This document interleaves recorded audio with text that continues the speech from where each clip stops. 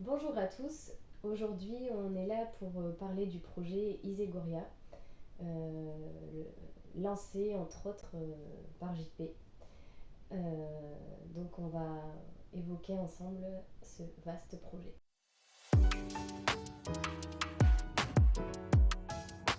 Isegoria, c'est un projet mêlant deux grands objectifs. Le premier, c'est d'écrire une constitution, en tout cas à travailler, développer, apprendre, mettre en application la capacité à échanger entre humains pour définir un texte commun. L'échange entre humains, ça peut paraître assez simple, mais c'est pas forcément quelque chose d'aussi évident au quotidien. Donc ça, on pourra développer plus tard. Et aussi, l'autre idée, c'est de pratiquer la neutralité. C'est qu'est-ce qui ressort de chacun, qu'est-ce qu'il a au fond de lui, qu'est-ce qui lui paraît une évidence, et ne pas tenir compte de ce qui existe, de ce qui a existé. Et ça, justement, si on essaie de recopier ce qui existe ou tenter de définir ce qui a existé, je considère qu'on sort de la neutralité. Et la neutralité se passe déjà, première règle, dans le présent et pas dans le passé, pas dans le futur. Donc n'importe qui peut participer à ce genre de session, et surtout les gens qui ont l'impression d'avoir aucune connaissance ni historique, ni économique, ni politique, ni quoi que ce soit. Juste venir avec son cœur et être capable de dévoiler ce qu'il ressent sans se projeter dans des considérations mentales. Donc ça peut être parler du passé, de notre vision du futur aussi, c'est une projection mentale. Ça peut même être une discipline plus difficile pour les gens érudits, entre guillemets, puisqu'ils ont l'habitude d'utiliser des techniques mentales, de sortir un savoir, de sortir une anecdote. Rien que le langage. Et le langage qui est effectivement clivant.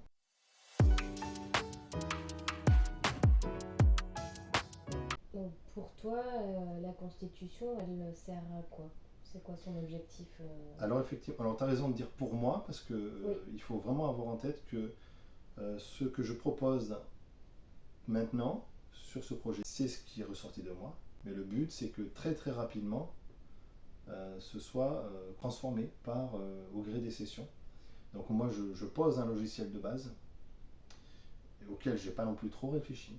Ouais. Il y a plein de choses dans ce que j'ai posé qui me semblent pas justes, que je voudrais modifier, à la fois d'un point de vue de la neutralité, à la fois d'un point de vue de la constitution ou de la mécanique. Mais je m'en fous, je laisse faire, puisque c'est une base qui va être forcément travaillée par les ateliers. Alors comment on avance si tout est toujours en mouvement en fait? Parce que tu dis qu'on peut entre guillemets être d'accord le lundi et que quelqu'un arrive et soumette pas une objection mais une amélioration, mais du coup c'est sans fin. Ouais, c'est sans fin. Et je sais pas jusqu'où c'est ira. D'accord. Je sais même pas si ça va commencer. Je vais faire juste un petit rappel rapide sur ce qui est défini comme une constitution. C'est un concept auquel il ne faut pas forcément s'attacher, mais en tout cas c'est la base, ça fait partie du logiciel de base. Puisque déjà la constitution c'est à la fois c'est-à-dire on connaît ce mot sous le mot anticonstitutionnellement, le mot le plus long du dictionnaire français, enfin peut-être plus maintenant. Et donc ça en fait quelque chose d'assez moche. Donc effectivement il n'y a rien de glamour dans le mot constitution. Mais pourtant il me semble que c'est une notion hyper importante dans l'organisation des sociétés, des gens entre eux, des humains, puisque c'est un texte premier sur lequel on peut construire une société. C'est-à-dire que c'est un texte qui va définir qui a le pouvoir, comment on le répartit, comment on le contrôle, comment on sanctionne les abus de pouvoir. Donc c'est un texte de base sur lequel on va pouvoir après travailler sur du législatif. Donc le législatif c'est autre chose. C'est un socle qui vient par-dessus ce socle constitutionnel. C'est tout ce qui est lié aux lois. Mais pour que les lois soient écrites dans de bonnes conditions et pas par les gens qui ont intérêt à ce que la loi soit écrite pour eux, eh bien il faut créer, il est important qu'il y ait une constitution de base où on va pouvoir surveiller les gens qui écrivent les textes par la suite et puis qui eux se sentent surveillés puisqu'on sait qu'on a toujours tendance à abuser un petit peu. Dès qu'on a un peu de place, et ben, on abuse toujours un petit peu. Donc la Constitution, c'est ça, c'est un texte qui, si on fait simple, permet de définir les règles du pouvoir, empêcher les abus de pouvoir, contrôler, définir les rotations de pouvoir s'il doit y en avoir. Et donc ça, si je prends mon cas, moi j'y connais rien du tout. J'ai appris ce qu'on nous a appris à l'école, mais ça va pas plus loin. Qu'est-ce que moi, comment je peux apporter ma pierre à l'édifice? J'ai même envie de dire, j'en suis pas capable. Et je suis sûre qu'il y a des gens qui regardent, qui vont se dire, ouais, mais actuellement il y a des élites, et les élites elles sont plus intelligentes, elles ont un accès à un savoir. Qu'est-ce que t'en penses, toi? Ce genre de discussion autour d'un texte qu'on doit écrire en commun, basé sur la neutralité, mais complètement au rebut la notion d'intelligence en fait. On reviendra au principe de neutralité tout à l'heure. Bien sûr. Il n'y a pas besoin de... Enfin, ni il faut être intelligent, ni il faut pas être intelligent, c'est que ça compte pas en fait. Le mot intelligence ne fonctionne plus dans la neutralité. D'accord. On peut imaginer que des enfants qui jouent ensemble sont beaucoup plus neutres que des adultes.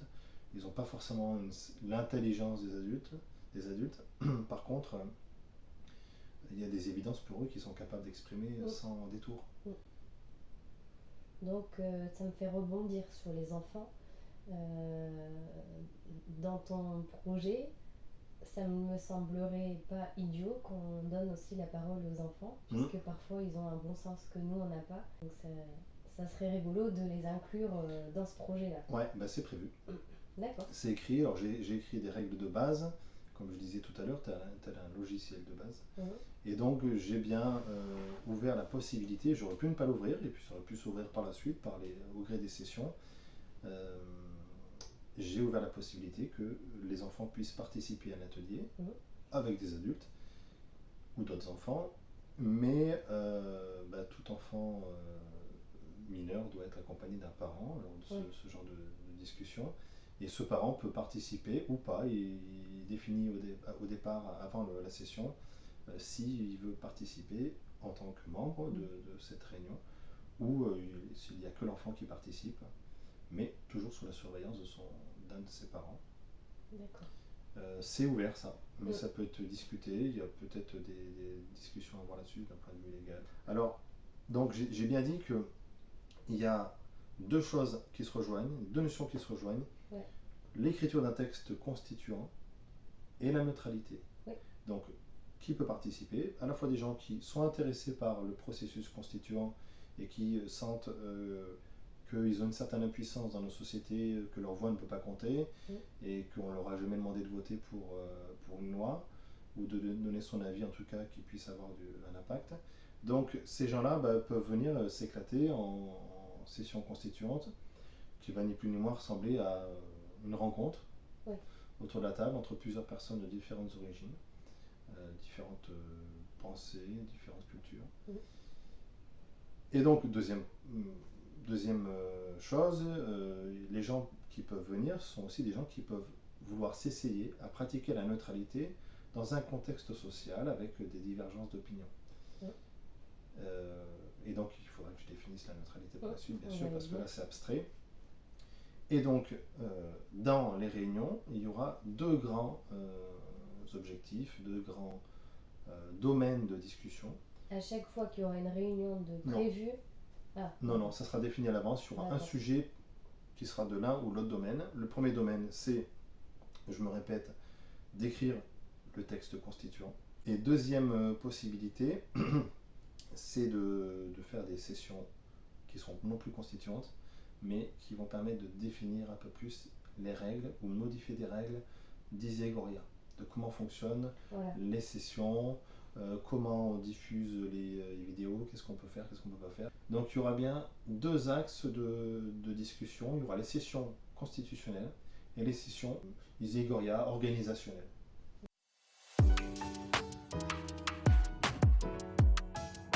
Je pense que c'est pas un grand engagement, dans le sens où quelqu'un peut venir faire un atelier et s'en aller.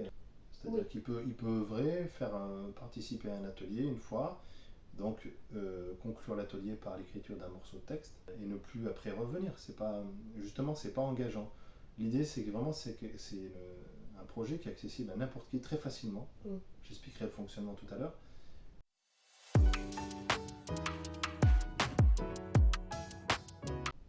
Si les règles changent tout le temps, comment une société peut-elle fonctionner? On va tâtonner, on va essayer des trucs, et puis après il y en a d'autres qui vont...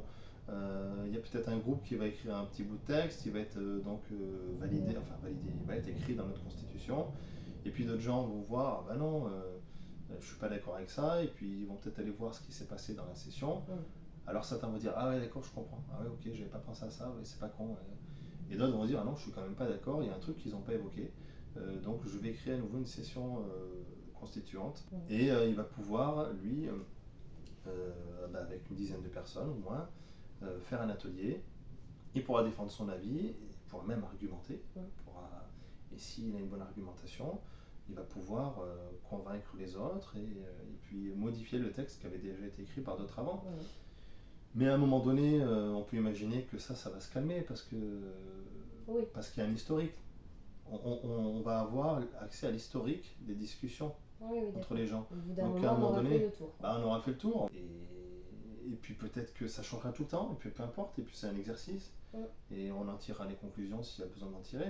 Peut-être que ça va capoter, peut-être que la neutralité, on ne va pas réussir à la mettre en place, et qu'en fait tout le monde va se gueuler dessus et ils ne pourront pas se bagarrer parce qu'ils seront à distance. En règle générale, ça se passera en ligne et en distanciel. Mais ça sera un enseignement dans tous les cas. C'est une expérience dans laquelle on plonge, on la vit. Si on a du mental à mettre dessus, ça sera après. On pourra très bien dire, bah, tiens, ça a bien marché, ça a mal marché à cause de ci, à cause de ça. Est-ce qu'il y aura un intérêt de discuter de ça? J'en sais rien, mais en tout cas, on pourra mettre un mental après. Mais avant, on tente l'expérience, c'est tout, on y va, on fonce. Et est-ce que tu as un objectif de transposer ça dans la matière? En fait, ces belles paroles qui vont s'échanger, ces textes qui vont s'écrire, est-ce qu'à un moment donné, ça va vraiment servir le citoyen du pays? Est-ce que tu as pensé à l'après? Est-ce que Non, je n'ai pas pensé à l'après. Comment, on va dire, rendre ça légal? Non, mais ça, c'est autre chose. Là, tu vois, tu es dans une étape que je dirais très lointaine ou pas. D'accord. Mais si tu veux, moi, je suis dans le moment présent. Là, le projet m'a traversé. On le met sur la table. Il se passe ce qui se passe. À quoi ça va servir dans ce cas-là?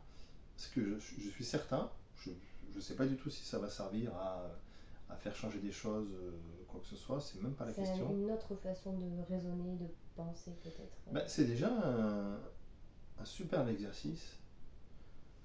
Pour les gens qui ne sont jamais posé de questions, d'où vient mon impuissance? Tout le monde a des problématiques et il ne se rend pas compte de son impuissance à un moment donné de sa vie. Voilà, je suis pas content de ce qui se passe à l'école, je suis pas content. Je sais pas, moi j'ai vu un hérisson écrasé sur la route l'autre jour, ça me retourne le cœur. Mais qu'est-ce que tu peux y faire en fait aujourd'hui? Rien. Et tu peux même pas l'exprimer, et ton expression n'a aucune valeur.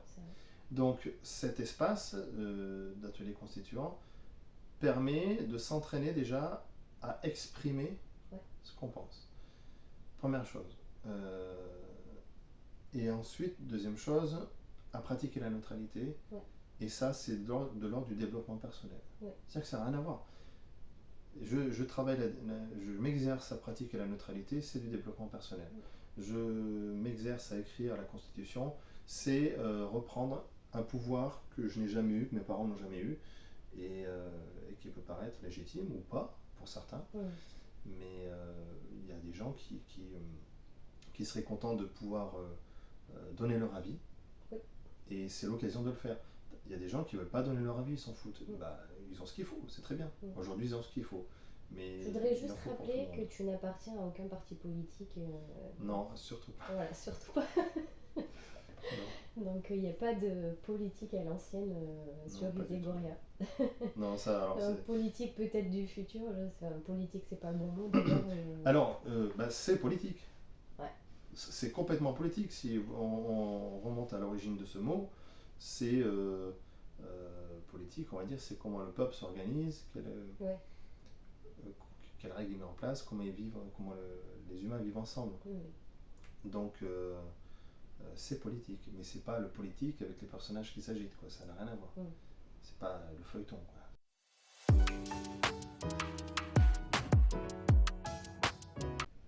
Donc pour l'instant, c'est toi qui es à l'origine de ce projet. Donc pour l'instant, tu as bâti un petit socle, mais on rappelle bien ici que, comment dire, toi tu as posé une graine et qu'après tout ce qui va en germer, en sortir, ça t'appartient plus.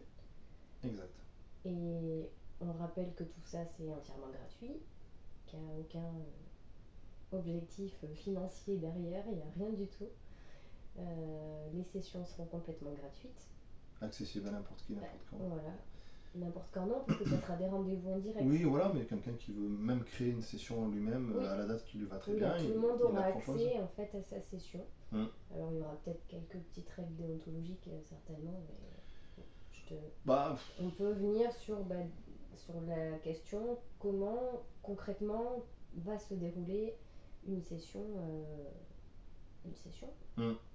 Les sessions de base se déroulent via le logiciel Skype, avec lequel on peut faire des réunions à plusieurs, autant qu'on veut, enregistrer les réunions.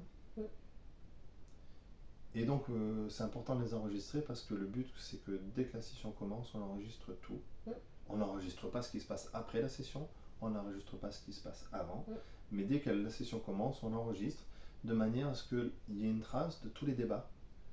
Et ces traces, ces discussions vont donc être postées sur YouTube, par exemple. Moi, je pars du principe qu'on va mettre ça sur YouTube. J'ai créé une chaîne Isegoria YouTube.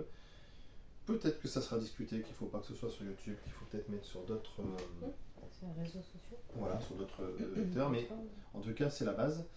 Alors, j'ai défini qu'une session constituante Isegoria se déroule entre 5 et 9 personnes. J'ai mis ces chiffres comme ils me sont venus, ça me paraissait à peu près juste. Mais c'est largement discutable. Il faut l'expérimenter pour voir si ça fonctionne à 9 ou à 5.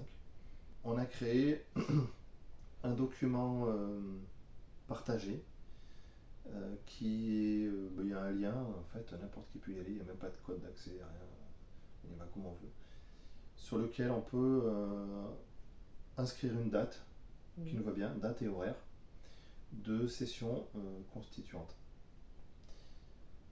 Donc c'est simple, la personne qui veut créer une date, elle va pas avoir de responsabilité beaucoup plus que les autres. Elle va créer la date, l'horaire. Donc la personne a pu créer sa session, puis après les gens qui veulent participer à des sessions, ils peuvent aller voir sur ce document, sur ce même document. Ah tiens, cette date m'intéresse, c'est la bonne langue, c'est le bon truc.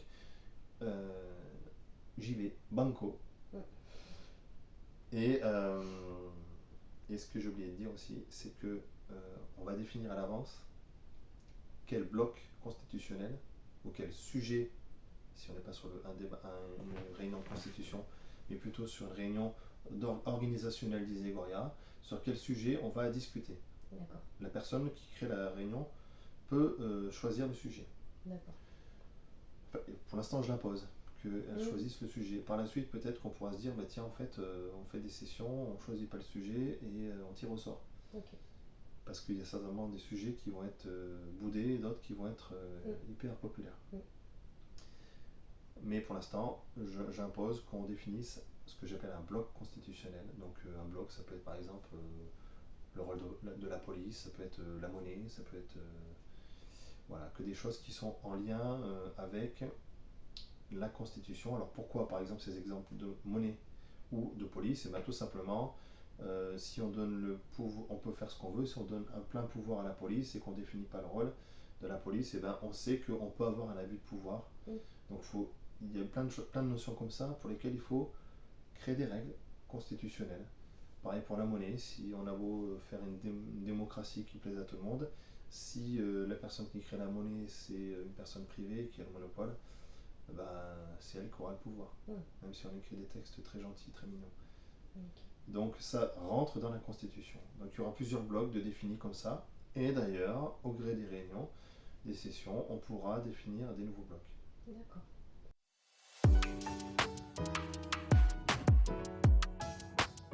Donc, est-ce que tu peux nous expliquer concrètement le déroulement d'une séance? Combien de temps ça dure aussi? Est-ce que tu as un temps imparti, par exemple? Le temps imparti, c'est la personne qui va créer le rendez-vous qui va définir un horaire de départ et un horaire de fin. D'accord. Et je pense que pour l'instant, c'est important pour moi, de manière à ce que on a un objectif dans ces cas-là, dans ces sessions, c'est d'écrire un texte.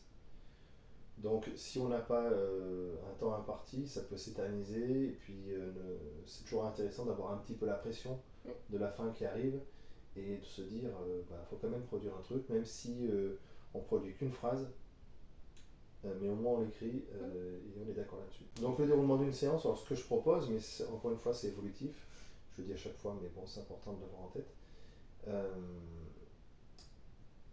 Il y a un appel qui va être lancé sur Skype, donc en fait, pour les gens qui connaissent c'est très facile, ceux qui ne connaissent pas c'est facile aussi, mais forcément abstrait, donc la personne qui aura créé le rendez-vous via le document partagé va pouvoir ensuite créer une conversation Skype avec en invitant toutes les personnes qui se sont inscrites.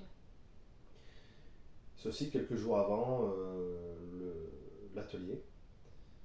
Et ça n'empêche pas que les gens vont pouvoir discuter sur ce fil de discussion, parce que on connaîtra le bloc constitutionnel dont il va être question. Donc ça peut être intéressant que les gens discutent déjà entre eux, ou même des fois apportent de la documentation, des infos, alors autant que possible avec un traitement neutre, sans parti pris. Est-ce que c'est une bonne chose? Je ne sais pas. Est-ce que ça ne va pas polluer la discussion qu'il va y avoir par la suite? J'en sais rien. Ça, c'est l'expérience qui nous le dira. Donc une fois que cette conversation est créée, les gens peuvent discuter dessus, et c'est à partir de cette conversation Skype qu'on va pouvoir lancer une vidéo, enfin en tout cas une réunion, où tout le monde va pouvoir se voir sur l'écran. Et donc je définis qu'il y a 20 minutes avant le rendez-vous où les gens peuvent prendre l'antenne, on va dire, et papoter, discuter, se présenter, faire ce qu'ils veulent.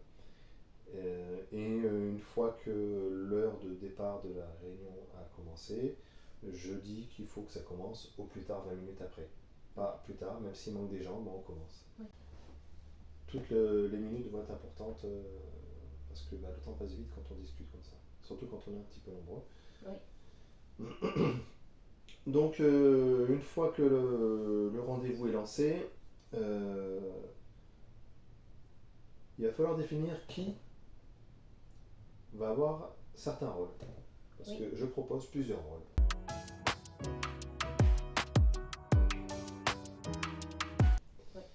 Le rôle de base, entre guillemets, c'est ce que j'appelle le producteur de matière grise. C'est les personnes qui vont dire ce qu'ils ressentent, ce qu'ils pensent sur un sujet. Sur le sujet, pas sur un sujet. Non. Sur le sujet, oui, sur le sujet, le bloc, si on parle de la Constitution. On va avoir besoin dans ce groupe de 5 à 9 personnes d'un scribe déjà. Un scribe qui va avoir le rôle d'écrire ce qui va ressortir du consensus du groupe. Et j'insiste bien sur le mot consensus. C'est-à-dire que il faut que ce qui va être écrit à la fin de la séance, ce soit validé par tout le monde. D'accord. Pas d'histoire de majorité, de trucs. Il faut que tout le monde se comprenne et s'entende. Okay. Et ça peut paraître compliqué, mais je pense que sur des questions constitutionnelles, c'est assez simple. Si on devait parler de loi, de législatif, c'est beaucoup plus compliqué. Parce que là, on rentre dans des considérations de lutte de classe, d'intérêt. Celui qui est employé a besoin de défendre plus son beefsteak sur certains domaines que celui qui est employeur, par exemple. Donc là, on est dans la législation, le droit du travail, autre chose. Tout ce qui est de l'ordre de la Constitution, c'est beaucoup plus simple et intuitif, à mon sens. Donc, on a besoin d'un scribe qui, lui, va avoir le rôle d'écrire ce qui va être déterminé comme consensus, donc de faire valider par tout le monde si on est d'accord. Ça n'empêche pas lui aussi d'amener des idées, de discuter comme un producteur de matière grise, mais il a quand même ce rôle en plus de veiller à ce qu'il y ait une conclusion à la réunion. Peut-être que le groupe n'arrivera pas à écrire un paragraphe entier, mais peut-être une phrase, et c'est déjà très bien. Et le scribe aura le rôle à la fin aussi de lire à haute voix ce qu'il aura écrit comme étant validé par tout le monde. Ça, c'est vraiment au cours d'une séance. Oui. C'est donc, pas une semaine après qu'on a un compte rendu. Ouais, c'est au cours de la séance. Ouais. Et il faut que dans la séance, et c'est filmé, que tout le monde valide ce qui a été dit. S'il y en a un qui n'est pas d'accord, eh ben on n'écrit pas. Et peut-être que l'atelier constituant aura accouché de rien du tout. Mais c'est pas grave, il y aura eu un exercice. Et ça sera toujours intéressant. Donc voilà, quel est le rôle du scribe, c'est de veiller à ce qu'il y ait quelque chose d'écrit à la fin, et même d'orienter un petit peu, de dire aux gens, attendez, il faut qu'on se mette d'accord là-dessus, sinon qu'est-ce qu'on fait? De mettre un petit coup de pression là-dessus. Le troisième rôle que j'ai défini, qui est un rôle très très important à mon sens, c'est le rôle que j'ai appelé de vigilant. Vigilant, c'est le mot qui m'est arrivé comme ça quand j'ai voulu écrire ce système. C'est pareil, c'est un mot qu'on pourra reconsidérer. Et donc le rôle des vigilants, c'est de veiller à ce que... Des vigilants ou un? Il y aura un Alors, effectivement, bonne question. Parce qu'à chaque fois, là par exemple, tu as 3 rôles principaux. C'est bien ça, hein? Oui. Que tu viens de nommer. Et par contre, sur les 9, qui fait quoi en fait exactement? Ok. Donc sur les 9, on a besoin d'un seul scribe. D'accord. Dans tous les cas, on a besoin que d'un seul scribe. Et sur le groupe, on a besoin d'un vigilant. Et idéalement de 2 vigilants. D'accord. C'est la règle de base. Peut-être que par la suite on dira qu'il en faut 3, peut-être qu'il en faut qu'un. Alors, quel est le rôle du vigilant? Et puis après, on verra pourquoi il y en a besoin d'un deuxième. Le vigilant veille à ce que les discussions restent dans la neutralité. Ok. Et c'est pour ça qu'il a besoin d'avoir compris le truc. Alors peut-être qu'il faudra qu'on passe par des petites étapes de micro-formation. Ou de la formation par l'expérimentation dans les ateliers. Ouais. Dans un premier temps, on va être obligé de faire avec ce qu'on a. Ouais. Donc j'ai envie de dire, le premier atelier, c'est moi qui vais faire le vigilant. Ouais. Et c'est moi aussi qui vais m'exposer aux critiques de tout le monde, parce que le vigilant peut avoir un rôle néfaste pour le groupe. Ouais. Il est là pour avoir un rôle en tout cas de ralentir, quoi. Ralentir, et même il peut s'octroyer un pouvoir qu'il ne mérite pas, puisqu'il va avoir le droit de dire non, pour telle raison, tu reformules autre chose, et peut-être qu'il va se tromper. Peut-être qu'il va abuser de son pouvoir, je ne sais pas. Donc le rôle de vigilant, je vais l'incarner au début, et puis on va critiquer ce rôle que j'ai incarné. Alors s'il est censé être dans la neutralité, logiquement, il peut pas avoir d'excès de pouvoir. Ouais, mais est-ce qu'il va être dans la neutralité du premier coup? Je sais pas. Est-ce que moi je vais réussir à l'être? Je sais pas.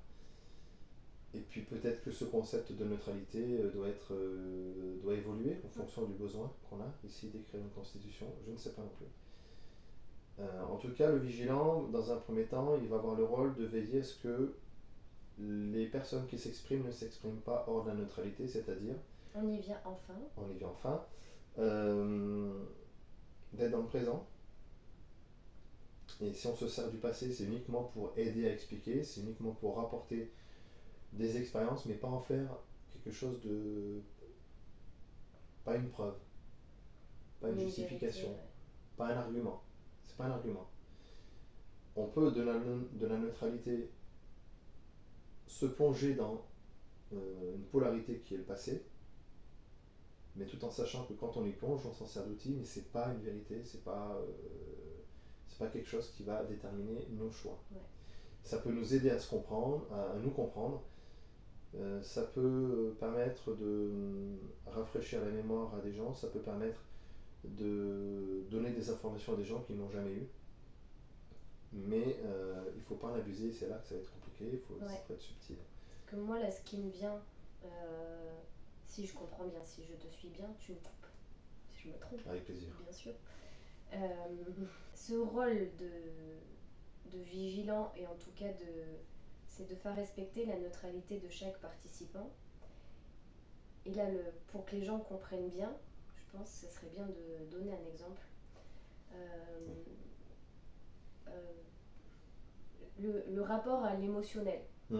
Parce que souvent, même dans les gens que nous, qu'on peut suivre, qui sont des intellectuels, des penseurs, il y a souvent une relation à l'émotionnel et au pathos qui fait qu'on est on est influencé dans notre raisonnement. Si par exemple on fait un atelier sur le code de la route et que par exemple telle ou telle personne a vu un proche ou un enfant se faire écraser ou avoir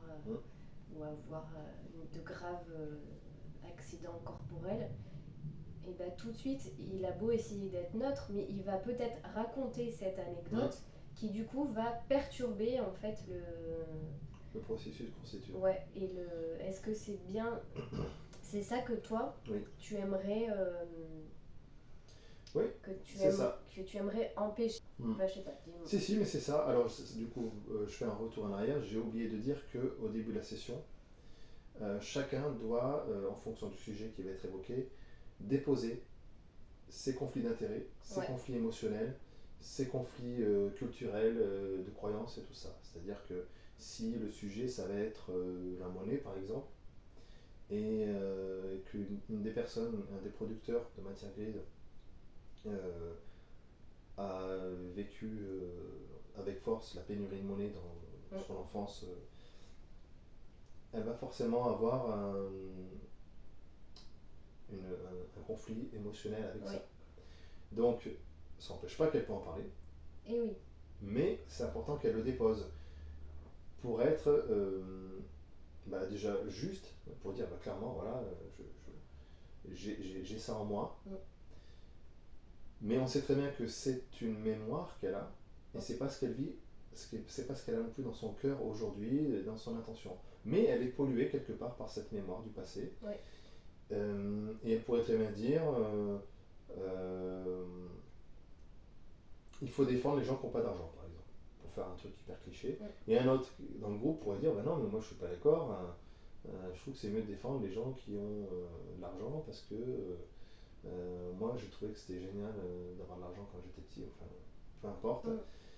On peut rentrer dans des discours en fait qui sont cloisonnés, qui sont sans écoute et qui ne peuvent pas se rencontrer parce que on va chacun parler d'une polarité d'un problème. Alors qu'on peut dézoomer et prendre le truc dans son ensemble et se dire que c'est pas parce que j'ai vécu ça que je dois en faire une règle pour tout le monde. Mais est-ce qu'en amont de l'inscription au thème, et pour autant il y a quelque chose que je trouve contradictoire, parce qu'on a tous vécu des injustices dans cette société, je pense, de la plus faible à la plus grande, et encore c'est un positionnement, l'injustice. Parce que ce que je veux dire, c'est que est-ce que c'est pas cette injustice vécue, interprétée, est-ce que c'est pas elle qui va être le moteur d'une discussion ou d'une envie de faire évoluer l'injustice en question? Par exemple, voilà, l'accident de la route, moi j'ai été victime d'accident de la route, et j'ai envie que ça se reproduise pas, j'ai envie de proposer autre chose. Oui, mais tu pars de quel point de départ? Tu pars, le point de départ, c'est pas ce que tu as au fond du cœur, c'est un traumatisme. Oui, d'accord, c'est une peur finalement que j'ai vécue. Et c'est ça qui est subtil, c'est que. Et donc ça va forcément biaiser le raisonnement de la personne, et parce qu'elle est dans l'émotionnel, et c'est son expérience, mais quelqu'un d'autre pourrait justifier d'une expérience tout à fait opposée, et dans ce cas-là, on se comprend jamais. On est expérience contre expérience, croyance contre croyance, conditionnement contre conditionnement, et en fait, on ne peut pas s'entendre dans ces cas-là. Il y a aussi des gens qui ont vécu un trauma, qui vont le ressentir aujourd'hui d'une certaine manière, et d'autres qui ont vécu la même chose, qui vont le ressentir autrement. Oui, ça dépend de ce qu'on en a fait. Ça dépend de ce qu'on en a fait. Donc, ce qui compte, c'est le maintenant, le présent, ce qu'on a au fond de nous. Et ne pas se laisser polluer par ces expériences. Ouais. On peut en parler, on peut s'en servir comme anecdote ou explication sur des choses réelles qui se passent, puisqu'on l'a vécu. Mais ça peut pas faire, ça peut pas former un argument, ça peut pas former une idée avec une valeur importante dans la discussion. Ouais. Et je reste très flou là-dessus, hein, parce que moi j'ai ma vision des choses et je veux pas trop l'imposer. Mais c'est quelque chose de subtil à mettre en place et à comprendre. Le vigilant, il est là pour aider le groupe à être plus efficace, plus rapide et aller plus loin ensemble. Il n'est pas là pour contredire ou sanctionner ou autre chose. Il fait partie de l'équipe. C'est un carburant en fait au producteur de matière grise. Et c'est un peu, j'ai l'image de l'équilibreur. Ouais, c'est ça. Où là, attention, là, ça part trop dans l'émotionnel. Ah, mais là, je sens que le ton, il augmente, ton débit, il augmente. Est-ce que tu es sûr que t'as pas une émotion qui arrive? Ouais. Il est là pour tempérer, pour équilibrer. Et peut-être pour rappeler à la personne de ressentir ce qu'elle a dans son corps tout de suite. Oui. Quand il y a une sorte d'émotion comme ça, lui dire, ok, mais qu'est-ce que tu ressens? Et ça vient d'où? Et pourquoi tu ressens ça? Est-ce que tu le ressens parce que les personnes en face de toi sortent de la neutralité et se mettent en colère? Et dans ce cas-là, effectivement, c'est un indicateur de la colère qui est en face de toi. Ou est-ce que ce que tu ressens, ça te ramène à ton histoire, quelque chose qui bloque pour toi? Et c'est pour ça que la neutralité, on la ressent très bien dans le corps, en fait. Le corps ne se trompe pas. Lui, il t'envoie des messages neutres. Voilà. Quand tu dis que le corps ne te trompe pas, qu'il envoie des messages neutres, c'est vraiment, pour parler clairement, j'ai le cœur qui s'accélère, j'ai la gorge qui s'assèche, j'ai la boule au ventre. Enfin, ça sera des signes comme ça qui, au sein du débat, peut faire comprendre à la personne qui parle, waouh, j'ai peut-être un truc qui... Ouais, ou est-ce que c'est une croyance que je suis en train d'entendre qui défait Enfin, c'est une idée qui est en train de mettre à mal ma croyance. Dans quel cas, ça me fait un truc. Moi, je connais cette sensation. Parce que dans mon parcours intellectuel, j'ai souvent dépassé des croyances. Et chaque fois que je dépasse des croyances, à l'arrivée, je suis super content. Par contre, le moment donné où il faut se jeter et se dire, effectivement, c'est une croyance, c'est pas une conviction intellectuelle, ou ça vient pas vraiment de moi en tout cas, ce moment n'est pas forcément agréable, surtout au début, quand c'est les premières fois. Et puis quand on a l'habitude de le faire, ça devient un peu grisant. C'est comme sauter en parachute. Je n'ai jamais sauté en parachute, mais si j'écoute les gens qui en parlent, au début c'est quand même dur de se lancer. Et une fois on s'est lancé et qu'on est dedans, et surtout après, on se dit je vais retourner. Il y a une légèreté peut-être. Et on a lâché l'ancrage, quoi. Et donc au début c'est un effort, et puis après ça devient quelque chose dont on a envie parce que c'est grisant de lâcher une croyance ou de lâcher autre chose. On veut pas lâcher, une partie de nous ne veut pas le lâcher parce que c'est construit avec, donc c'est le mental, souvent.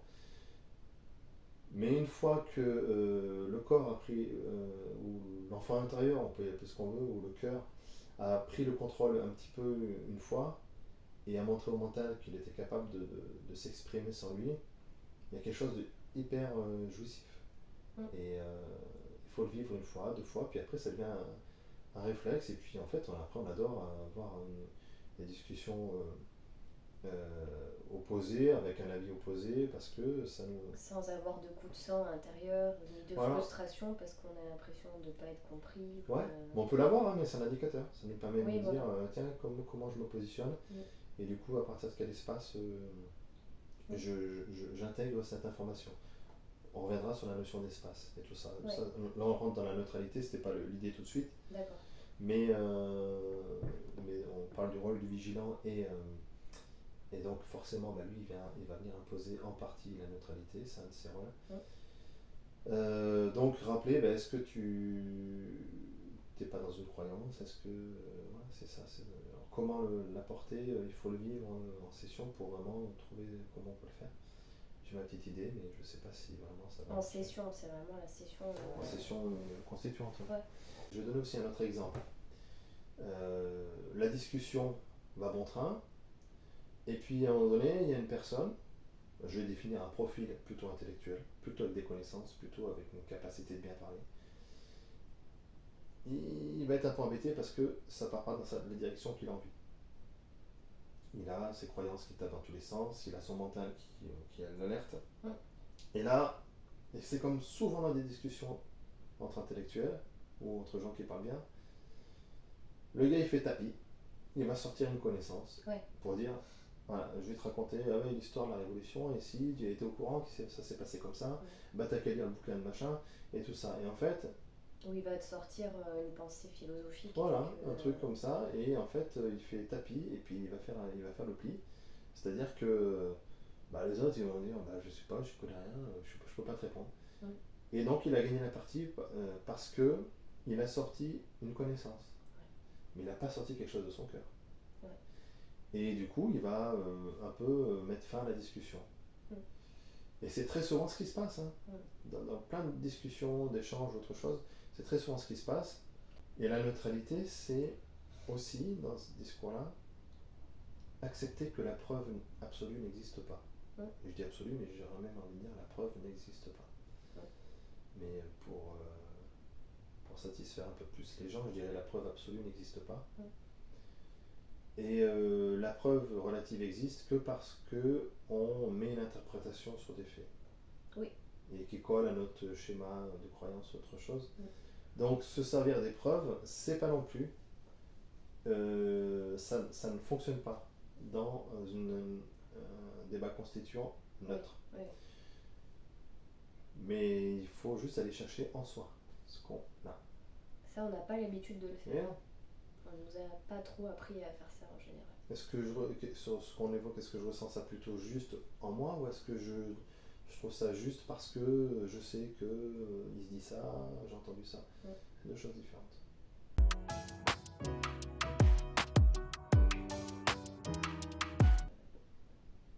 Est-ce que la session constituante peut se transformer presque en session j'apprends d'abord ce que c'est la neutralité?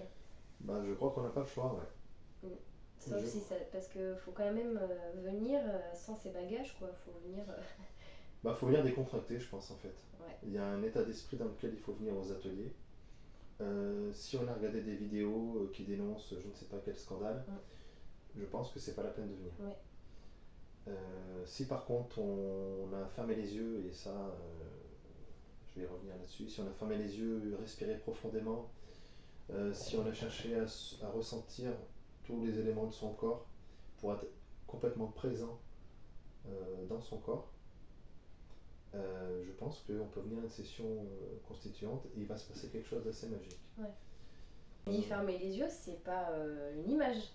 C'est pas une image, ouais. C'est vraiment, je ferme les yeux. Et peut-être même, je me pose la question. De faire 5 minutes peut-être Ben, avant de commencer tous ensemble. Pour moi, ça fait partie du protocole pour l'instant que je propose.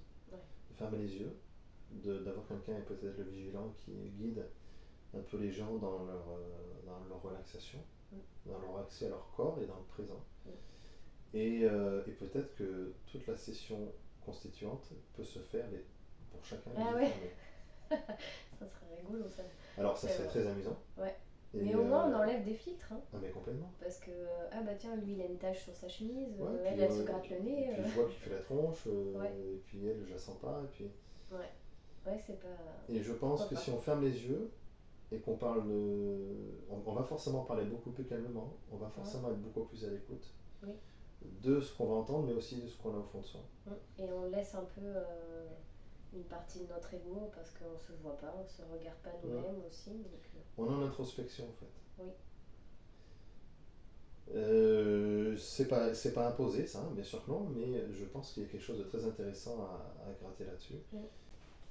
Donc voilà le rôle du vigilant. Autre chose, de surveiller aussi ce que j'appelle moi les abus de langage.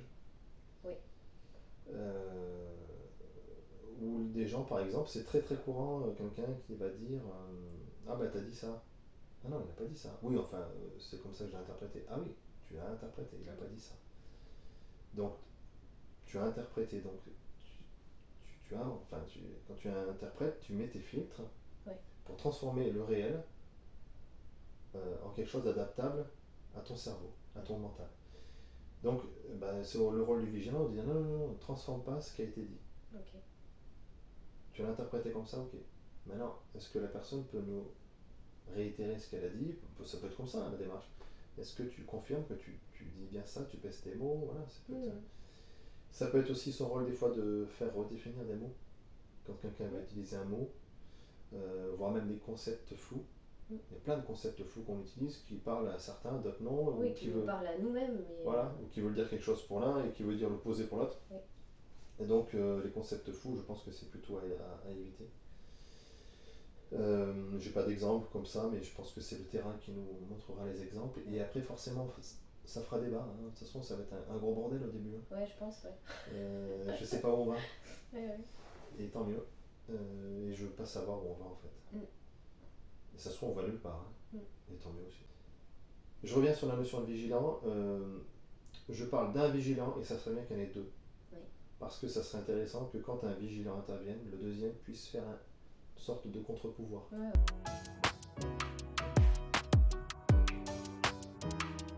Où est-ce qu'on peut trouver le résultat de la session une fois qu'elle a été validée, enfin tournée? Est-ce qu'elle est accessible, enfin à qui elle est accessible? Où est-ce qu'on peut y avoir accès? Alors tous les ateliers constituants sont donc filmés intégralement, du début jusqu'à la fin. Les gens qui ne veulent pas être filmés peuvent couper leur caméra, s'ils ne veulent pas être sur YouTube ou autre chose évidemment. C'est même très bien, je trouve. Et donc toutes ces sessions sont posées sur YouTube, dans leur intégralité. Ensuite, le texte qui a été écrit par le groupe, ou modifié, s'ils ont repris un ancien texte qu'ils ont modifié, mais là pour l'instant on n'est que à écrire, sera compilé avec les autres textes, sur les autres blogs, sur les autres sujets, dans notre constitution, qui elle est accessible aussi sur un document partagé, comme on peut le faire avec la fiche pour inscrire les dates. C'est pareil, le lien il est dans la description de la chaîne YouTube. Et donc, comment il va fonctionner ce document? Chaque fois qu'on va modifier un texte qui était déjà existant, on laissera l'ancien. D'accord. Et on mettra en gras le nouveau. Ok. Pour qu'on arrive à voir, la dernière fois qu'il y a eu une discussion là-dessus, un atelier, il y a ça qui a été changé. D'accord. Et il se trouve que là où on dépose le document, donc c'est un fichier texte, on peut, grâce à un petit outil, aller voir l'historique de l'évolution de nos documents, date par date. D'accord. Donc on peut faire juxtaposer ces dates-là avec les dates des ateliers qui seront, qui permettront de nommer les vidéos sur YouTube. Comme ça, on aura une traçabilité entre quelles conclusions ont été données sur telle session. On pourra voir la session dans son entièreté avec les discussions. Mais on peut aussi voir le texte, comment il a évolué dans le temps. Donc ça c'est plutôt c'est sympa aussi de voir comment ça a évolué et que un texte qu'on a écrit a été remanié par une autre équipe derrière et ça peut être intéressant de voir comment ils ont fait pour remanier ça.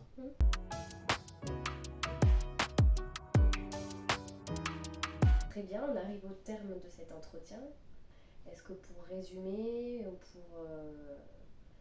pour donner un aperçu pour ceux qui ont envie de rejoindre Isekoria, est-ce que en quelques points clés, on peut résumer tout ce qu'on vient de se dire? Ouais, ok.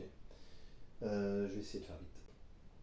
Donc Isekoria, c'est un projet qui a pour but deux choses, de pratiquer la neutralité, chose qu'on redéfinira en détail dans une autre vidéo, et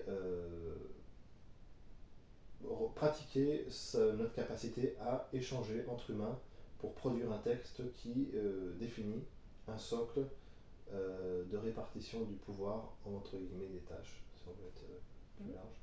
Organisation de la société. Organisation de la société dans son premier socle, c'est-à-dire dans les règles du pouvoir. Comment on met en place tout ça. Okay. Comment on évite les abus de pouvoir. Donc c'est ces deux notions-là, neutralité et constitution. Tac, on rassemble les deux, ça fait des ateliers. Dans ces ateliers, on va effectivement faire des ateliers sur la constitution, que je viens de citer, mais vu qu'on est en train de créer un groupe, un truc, une entité, c'est pas une association, c'est pas un parti, comme tu disais tout à l'heure, c'est rien en fait. Institutionnellement, ce n'est rien. C'est caractérisé par une chaîne YouTube, peut-être, voilà. Donc comment on va organiser ça, et encore une fois, qui décide, qui fait quoi, quand, est-ce qu'il y a une rotation des tâches, est-ce que... donc ça va être le deuxième socle. Il y a un travail constitutionnel et un travail sur l'organisationnel, disait Gloria. Donc on peut participer à l'un ou à l'autre, ou les deux. Ensuite, les sessions, comment elles se passent. Je propose qu'il y ait un scribe pour écrire un texte ou une phrase ou un mot, modifier juste un mot dans un texte qui était déjà existant, mais pour l'instant on est vierge, j'en ai rien. Un scribe qui écrit le consensus du groupe, qui amène le groupe aussi vers le consensus, qui lui rappelle, qui essaie avec le vigilant de faire en sorte qu'il y ait une production à l'arrivée, parce que le but c'est quand même de produire un bout de constitution dans un atelier. Donc il y a un scribe, il y a un vigilant qui va veiller à ce que la neutralité soit respectée, donc aider à l'échange sans parti pris, sans jugement, sans mental, sans croyance, sans schéma archétypaux, sans schéma victime-bourreau-sauveur, qui est très très très fréquent dans ce genre de discussion. Il y a des méchants, il y a des victimes, en fait on s'en fout. Qu'est-ce que nous on veut là tout de suite. Voilà le rôle du vigilant. Et après, les autres, et dont le vigilant et le scribe, c'est des producteurs de matière grise, donc ils vont venir avec leurs idées, ce qu'ils ressentent, et discuter pour produire ce texte. Une synthèse de ce texte est mise en ligne. Tous les liens sont dans la description, sous la vidéo YouTube. Tout est gratuit. Tout est gratuit. N'importe qui peut s'inscrire et créer. En fait, quelqu'un qui voit cette vidéo, il se dit tiens, ça m'intéresse, il peut dès à présent créer une date. Je crois que j'ai résumé. Je crois que j'ai à peu près tout résumé. Bref, c'est une idée, je ne sais pas ce qu'elle vaut, je ne sais pas où on va, je ne sais pas si on y va, je ne sais rien en fait. Je ne sais pas si c'est juste, je ne sais pas si c'est compréhensible, je ne sais pas si c'est ma vision des choses qui est subjective et qui me joue des tours. Je ne sais pas. Mais on va découvrir ça. Très bien. À bientôt en atelier constituant. Chez Gloria. Et bien, merci de nous avoir suivis et puis n'hésitez pas à venir explorer le projet qui reste encore pas vierge mais qui est pour l'instant une petite graine et là ça va être bientôt le printemps donc c'est le moment de semer notre graine. Merci. Et moi je te vois en atelier aussi.